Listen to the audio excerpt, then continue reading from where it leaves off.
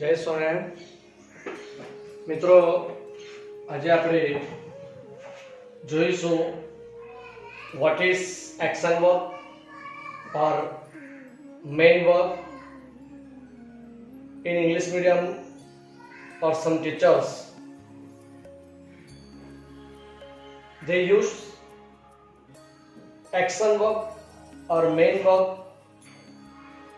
as V1 etc. So today I am going to teach you about the main verb is called action verb V1 so and so etc. મિત્રો, ક્રિયાપદ એ વાક્યનો હૃદય છે. કોઈ પણ વાક્ય રચના હોય એ વાક્ય રચનાની અંદર ક્રિયાપદ એ સૌથી મહત્વની એક ભૂમિકા ભજવે છે.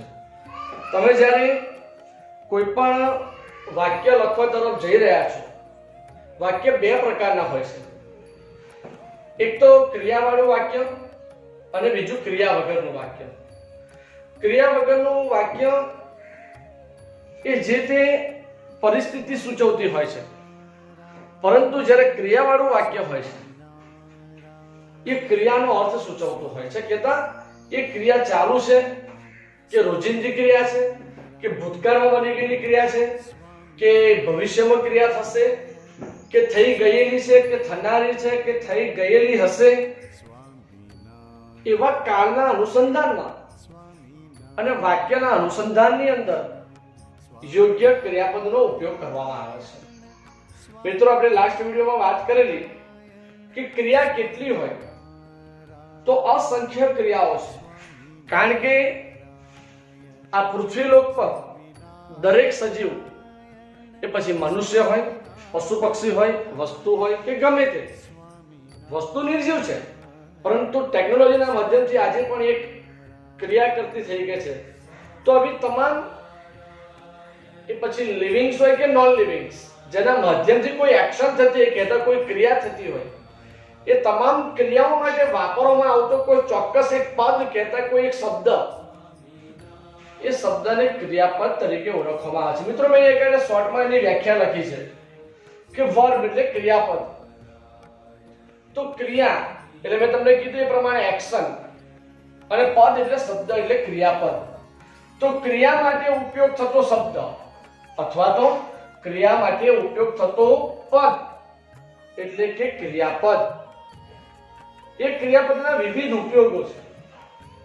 અને મેં તમને કીધું કે વાક્યના અનુસંધાનની અંદર અથવા કાળના અનુસંધાનમાં કેવો કાળ છે એના ઉપર આધારિત રહેતું હોય છે કે આપણે કેવા પ્રકારના ક્રિયાપદનો ઉપયોગ કરવો જોઈએ. સામાન્ય રીતે વ્યાકરણની અંદર એ પછી ગુજરાતી વ્યાકરણ હોય, સંસ્કૃત હોય, ઇંગ્લિશ હોય, હિન્દી હોય, કોઈ બી વ્યાકરણ હોય, વ્યાકરણની અંદર ક્રિયાપદ એ સૌથી મહત્વની એક ભૂમિકા ભજવે છે. મિત્રો, આગળ જોઈએ કે સામાન્ય રીતે કાળ પ્રમાણે અને વાક્યના અનુસંધાનમાં ક્રિયાપદનો ઉપયોગ કરવામાં આવે છે, જે આપણે નીચે મુજબ સમજીશું. મિત્રો, મેં આગળ કાળની અંદર કેવા કેવા ક્રિયાપદો વપરાય છે, વાક્ય રચનાની અંદર કેવા કેવા ક્રિયાપદ વપરાય છે, ઇંગ્લિશ ભાષાની અંદર વાક્યની અંદર વાક્યના અર્થના અનુસંધાનમાં કેવા પ્રકારના ક્રિયાપદો વપરાય છે, એ ક્રિયાપદો મુખ્યત્વે આખી વ્યાકરણની ભાષા, તમે અંગ્રેજી વ્યાકરણ આખું અંદર આખી લેંગ્વેજને તમે સમજો ને તો હું નથી માનતો કે આ 5 ક્રિયાપદની બહાર કોઈ પદ્ધતિ કે કોઈ પ્રક્રિયાનું ક્રિયાપદ અંદર આવતું હોય.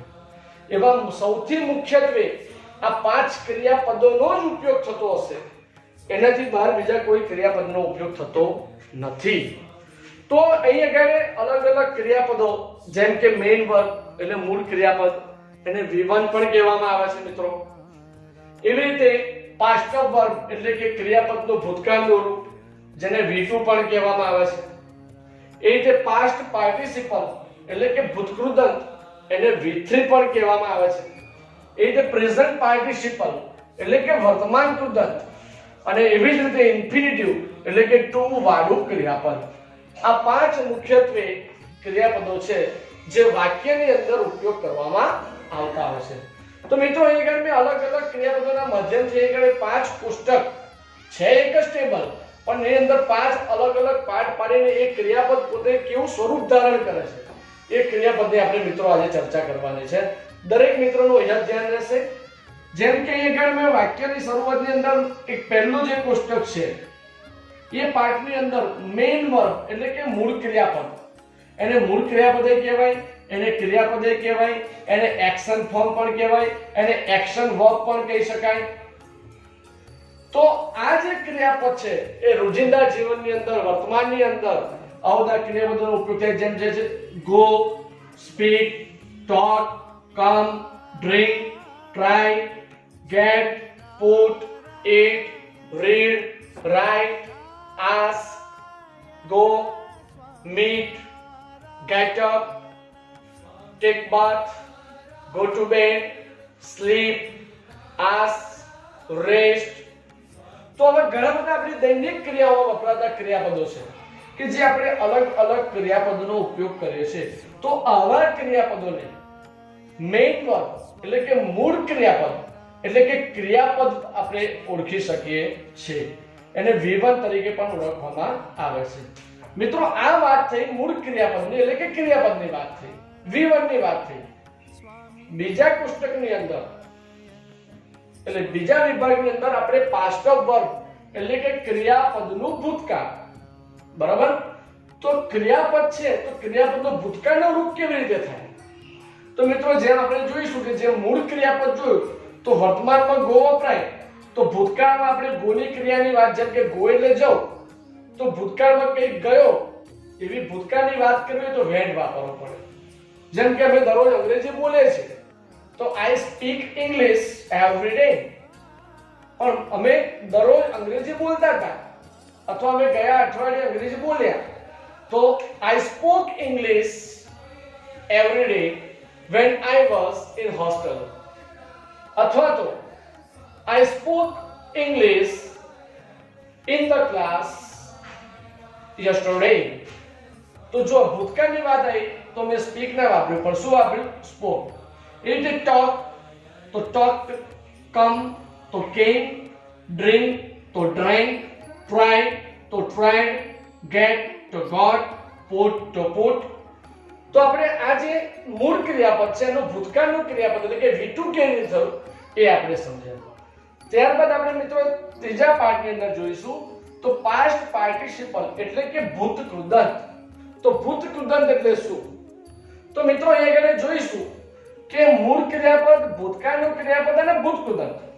તો આ જે ટેન્સ છે એ સામાન્ય રીતે વર્તમાનની અંદર અને ફ્યુચરની અંદર આ બધા ક્રિયાપદોનો ઉપયોગ કરવામાં આવે છે.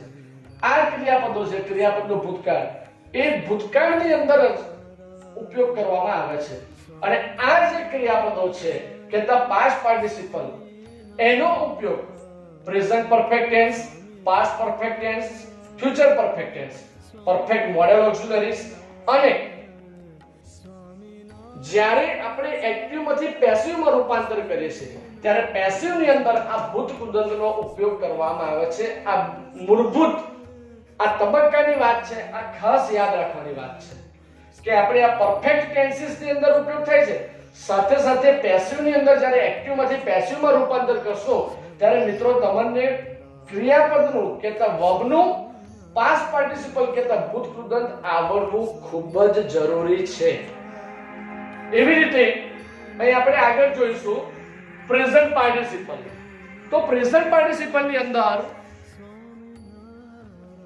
તો મિત્રો એ કે પ્રેઝન્ટ પાર્ટિસિપલ ની અંદર આપણે આઈએનજી વાળી વાત કરીશું. પહેલા જોયું તો મૂળ ક્રિયાપદ, ભૂતકાળનું ક્રિયાપદ એટલે કે ક્રિયાપદનું ભૂતકાળનું રૂપ, એવી રીતે ભૂત કૃદંત અને ભૂત કૃદંત પછી વર્તમાન કૃદંત કહેતા પ્રેઝન્ટ પાર્ટિસિપલ છે. પ્રેઝન્ટ પાર્ટિસિપલ ની ચર્ચા કરતા પહેલા ફરી એકવાર વાત કરી દઉં કે આનો ઉપયોગ present perfect, past perfect, future perfect, perfect modal auxiliaries અને જેમ જેમ તમે આગળ જશો એમ past participle as an adjective એવા ફોર્મની અંદર પણ એનો ઉપયોગ થાય છે. મિત્રો આપણે જોઈશું 10મા ધોરણમાં આગળ અભ્યાસની અંદર. અને આ જ બધા પાસ્ટ પાર્ટિસિપલ એનો ઉપયોગ મિત્રો પેસિવ વાક્યની અંદર ખાસ જ્યારે એક્ટિવ માંથી પેસિવ માં રૂપાંતર કરીએ ત્યારે આવા જ પ્રકારનો કહેતા આ જ પાસ્ટ પાર્ટિસિપલનો ઉપયોગ કરવામાં આવે છે. જોઈએ તો ગો નું ભૂતકાળ વેન્ટ તો એનું ભૂતકૃદાંત ગોન, સ્પીક નું સ્પોક તો એનું ભૂતકૃદાંત સ્પોકન, ટોક નું ટોક્ડ તો એનું ભૂતકૃદાંત પણ સરખું જ છે ટોક્ડ, કમ નું કેમ પણ એનું ભૂતકૃદાંત કમ. તો મૂળ ક્રિયાપદ અને ભૂતકૃદાંત એ બંને સરખા પણ હોઈ શકે. ડ્રિંક તો ડ્રિંક નું ભૂતકાળ ડ્રેન્ક થયું, એનું પાસ્ટ પાર્ટિસિપલ ડ્રંક છે. ટ્રાય તો ટ્રાય નું ભૂતકાળ ટ્રાઇડ છે, એનું પાસ્ટ પાર્ટિસિપલ પણ ટ્રાઇડ જ છે. ગેટ તો got got, put put put. તો મિત્રો જ્યારે આપણે ટેન્સીસમાં જ્યારે આપણે જોઈશું ત્યારે મૂળ સાદા વર્તમાન કાળમાં વાત કરીશું ત્યારે પણ તમને કહીશ કે આ ક્રિયાપદમાં આવા નિયમો લાગુ પડ્યા. સાદા ભૂતકાળની વાત કરીશું ત્યારે હું તમને એ વાત કરીશ કે આવા કેટલાક ક્રિયાપદો છે. તો ભૂતકાળ એનું આ રીતે મૂળ ક્રિયાપદ, ભૂતકાળનું ક્રિયાપદ અલગ હોય, મૂળ ક્રિયાપદ અને ભૂતકાળનું ક્રિયાપદ સરખા પણ હોઈ શકે. મૂળ ક્રિયાપદ, ભૂતકાળનું ક્રિયાપદ, ભૂતકૃદાંત ત્રણેય સરખા પણ હોઈ શકે, ત્રણેય અલગ પણ હોઈ શકે. એ આપણે જેમ જેમ ટેન્સમાં આગળ ચર્ચા કરતા જઈશું તેમ હું તમને ક્રિયાપદો વિશે સમજણ આપતો જઈશ. તો મિત્રો હવે આપણે નેક્સ્ટ જોઈએ છે પ્રેઝન્ટ પાર્ટિસિપલ એટલે કે વર્તમાન કૃદંત. તો વર્તમાન કૃદંત એટલે શું? તો વર્તમાન કૃદંત એટલે કે વર્તમાનમાં જે ક્રિયા ચાલી રહી છે તેવું દર્શાવવા માટે ખાસ કરીને વર્તમાન કૃદંતનો ઉપયોગ કરવામાં આવે છે. મિત્રો જ્યારે કોઈ એક્શન ચાલુ હોય અને એવી પણ વિશેષતા દર્શાવી હોય, જેમ કે મારે કેવું હોય કે રમતો છોકરો તો આ પ્લેઇંગ બોય, તો એ છોકરો રમતો છે એટલા માટે મેં પ્લેઇંગ શબ્દ વાપર્યો. ડાન્સ કરતો હોય સ્ટેજ ઉપર તો આ ડાન્સિંગ બોય, તો ત્યાં ડાન્સિંગ એ ક્રિયાપદની પાછળ આઈએનજી કહેતા પ્રેઝન્ટ પાર્ટિસિપલ ખરું, પણ તે આગળ નાઉનની પેટા વપરાયું એટલે present participle as an adjective બનશે. મિત્રો એ ચર્ચા આપણે આગળ કરીશું, પરંતુ મૂળ વાત પર આવીએ કે જ્યારે પ્રેઝન્ટ પાર્ટિસિપલ એટલે કે જ્યારે આપણે ક્રિયાપદને પ્રેઝન્ટ પાર્ટિસિપલની અંદર રૂપાંતર કરવું છે, કહેતા ક્રિયાપદની પાછળ જ્યારે આપણે આઈએનજી મૂકીએ ત્યારે એ મૂળ ક્રિયાપદ નથી રહેતું, કહેતા મૂળ ક્રિયાપદ એ વર્તમાન કૃદંત બની જાય છે. તો ક્રિયાપદને અંતે આઈએનજી મૂકવાથી એ મૂળ ક્રિયાપદ એ વર્તમાન કૃદંતની અંદર પરિવર્તન કરે છે. તો ગો છે તો જો મિત્રો ગો છે તો ગો નું ગોઈંગ, સ્પીક છે તો સ્પીક નું સ્પીકિંગ, ટોક છે તો ટોક નું ટોકિંગ, કમ છે તો કમિંગ, ડ્રિંક છે તો drinking, try trying, get getting, put putting. તો મિત્રો અહીં જોઈશું તમે કે ગો નું ગોઈંગ થયું, સ્પીક નું સ્પીકિંગ થયું, ટોક નું ટોકિંગ થયું, કમ નું કમિંગ. તમને વિચાર આવશે કે કમમાં COME છે તો અહીં આગળ COM પછી E કેમ નીકળી ગયો? તો મિત્રો ખાસ યાદ રાખજો કે જ્યારે મૂળ ક્રિયાપદનું વર્તમાન કૃદંતમાં એટલે કે આઈએનજી ના ક્રિયાપદની અંદર રૂપાંતર કરવાનું થાય ત્યારે જે ક્રિયાપદના અંતે E આવે ત્યારે E ને દૂર કરી આઈએનજી મૂકવામાં આવે છે. જ્યારે ડ્રિંક છે તો એમાં ડ્રિંકિંગ છે, ટ્રાય છે તેનું ટ્રાઇંગ છે, ગેટ છે તેનું ગેટિંગ છે. અહીં મિત્રો તમને વિચાર આવશે કે ગેટ છે તો GET ગેટ, તો અહીંયા GETT કેમ કરીએ? તો આઈએનજી નો નિયમ છે કે જે ક્રિયાપદના અંતે કોઈ એક કોન્સોનન્ટ કહેતા કોઈ વ્યંજન આવે અને વ્યંજનની પૂરે કોઈ પણ એક વોવેલ કહેતા કોઈ પણ એક સ્વર આવે તો જે વ્યંજન છે એ ડબલિંગ કહેતા બેવડાય છે અને એના અંતે આઈએનજી લાગે છે. માત્ર એટલા માટે કે ગેટ તો GET છે તો T એ વ્યંજન છે અને E છે એ સ્વર છે, તો સ્વર આવે એટલા માટે મેં ડબલ વી કર્યા છે અને આઈએનજી મૂકવામાં આવ્યો છે. એવો સેમ શબ્દ છે પુટ, તો PUT, તો T છે તો T ની આગળ U શું છે મિત્રો? સ્વર છે, તો PUTT ING પુટિંગ. તો આ જે છે ક્રિયાપદના અંતે આઈએનજી. જ્યારે આપણે ચાલુ વર્તમાન કાળ કે પ્રેઝન્ટ કન્ટિન્યુઅસ ટેન્સનો આપણે જ્યારે મિત્રો ઉપયોગ કરીશું ને ત્યારે આઈએનજી માં થોડી વિશેષ ચર્ચા કરીશું કે કેવા કેવા ક્રિયાપદોની અંદર આઈએનજી લાગે, શું કાઢવાથી આઈએનજી લાગે, શું વધુ કરવા પછી આઈએનજી મૂકવાનો, અથવા કયા કયા એના નિયમો છે, એના શું સિદ્ધાંતો લાગુ પડે છે. એ આઈએનજી ના નિયમો આપણે ચાલુ વર્તમાન કાળની અંદર આપણે ઊંડાણમાં એના ઉપર ચર્ચા કરીશું. ત્યારબાદ મિત્રો આગળ મેં લખ્યું છે ઇન્ફિનિટિવ. આ થોડુંક જુદું છે. લોકો અને કંઈક કહે છે કે ટુ વાળું ક્રિયાપદ કોઈ બોલે છે, કોઈ એવું કહે છે કે ભાઈ ક્રિયાપદ પછી બીજું ક્રિયાપદ વાપરવું તો વચ્ચે ટુ મૂકવાનું, પરંતુ ગ્રામેટિકલ રીતે સમજવા જઈએ તો એને ઇન્ફિનિટિવ કહેવાય છે અને ઇન્ફિનિટિવ આપણે કહીશું ટુ વાળું ક્રિયાપદ. આપણે સમજવા માટે ટુ વાળું ક્રિયાપદ આપણે આગળ સમજીશું. તો જે મૂળ ક્રિયાપદ છે એની પૂર્વે આપણે આગળ ટુ મૂકો એટલે ઇન્ફિનિટિવ બની જાય. તો મેં જો મિત્રો આગળ ગો છે તો ટુ ગો, સ્પીક છે તો ટુ સ્પીક, ટોક છે તો ટુ ટોક, કમ છે તો ટુ કમ, ડ્રિંક છે તો ટુ ડ્રિંક, ટ્રાય છે તો to try, get to get, put to put. તો મિત્રો આવી રીતે અલગ અલગ ક્રિયાપદનો અલગ અલગ કાળ પ્રમાણે અને અલગ અલગ વાક્ય પ્રમાણે ઉપયોગ કરવામાં આવે છે. આધારિત છે કે વાક્ય કેવા અર્થનું છે, કેવા સમયનું છે, અને એ અવધિ એ ભૂતકાળ દર્શાવે છે, વર્તમાન દર્શાવે છે, ચાલુ વર્તમાન દર્શાવે છે, ભવિષ્ય દર્શાવે છે, કોઈ ક્રિયા પતી ગઈ જેની માહિતી કે અસર દર્શાવે છે, એના ઉપર બધી આધારિત રહેતું હોય છે. મિત્રો એક બે ઉદાહરણ આપી દઉં તો તમને આઈડિયા આવશે. જેમ કે હું તમને પહેલા વાક્યનું ઉદાહરણ આપું તો મારે કેવું હોય તો I go to temple every day. હું ગઈકાલે ગયો તો I went to temple yesterday. એવી જ રીતે મારે પ્રેઝન્ટ પરફેક્ટનું સેન્ટેન્સ બોલવું છે તો I have gone Vartal last year. તો એ ક્રિયા પતી ગઈ છે એની માહિતી આપું છું, right. I am going to temple right now. That means my action is going on. મારી ક્રિયા ચાલી રહી છે એટલે મેં going વાપર્યું. I am going to temple right now. અને મારે to go વાળું વાપરવું છે તો એના 2 થી 3 ઉપયોગ છે. એક, જો સાદા વર્તમાન કાળમાં મારે તમારે કહેવું હોય કે હું ઈચ્છા ધરાવું છું કે ભાઈ I want to go to temple, હું મંદિર જવા ઈચ્છું છું. I want to go to school, હું સ્કૂલે જવા ઈચ્છું છું. I am ready to go to temple. To be plus infinitive, I am ready to go to temple, I am eager to go to temple. અથવા તો I am to go to temple તો પણ એક એ વાક્યને કહેવાશે surety, that shows the surety. It is called to be plus infinitive. I am to go to temple. અથવા તો મારે એવું કેવું હોય કે I want to ask you a question about Corona, COVID-19. I want to learn something new in this lockdown time. Every day I want to speak English. I don't want to talk with you. I want to drink water. I try to ask some questions to my teacher.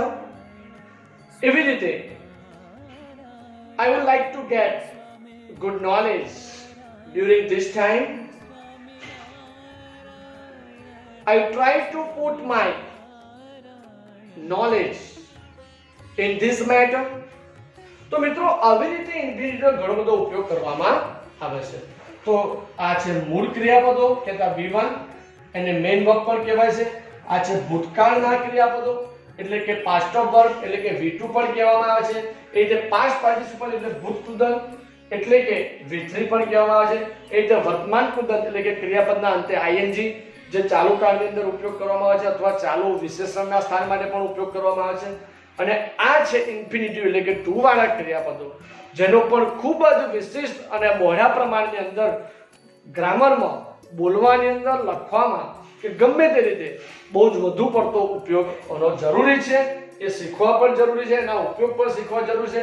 જેમ જેમ ક્રમશઃ આપણે ટોપિકમાં આગળ જઈશું એમ એમ આપણે ઓના વિશે વધુ ને વધુ ચર્ચા કરતા જઈશું. તો મિત્રો મને આશા છે કે તમને આ જે એક્શન વર્બ શું છે કે ધ મેઇન વર્બ ક્રિયાપદ શું છે એની તમને સંપૂર્ણ સમજણ આવી ગઈ હોવી જ જોઈએ. અને તમે જરૂર આ વાંચી લેજો અને મગજમાં ફિટ કરી દેજો અને શક્ય હોય એટલી વધુમાં વધુ આ વિડીયો સાંભળજો અને બીજા મિત્રોને પણ સંભળાવજો અને મદદરૂપ થજો. આઈ હોપ કે તમે આ બધી જ વાત સમજી ગયા છો. અને what is verb, what is action verb, what is main verb, what is V1, what is V2, what is V3, what is the main verb, what is the past of verb, what is the past participle, present participle and infinitive. So at least you might have understood all the things. Having read this one, having understood this, you will get definitely knowledge. But if you revise again and again. Thank you very much for watching this video. Jai Swaminarayan. Thank you very much.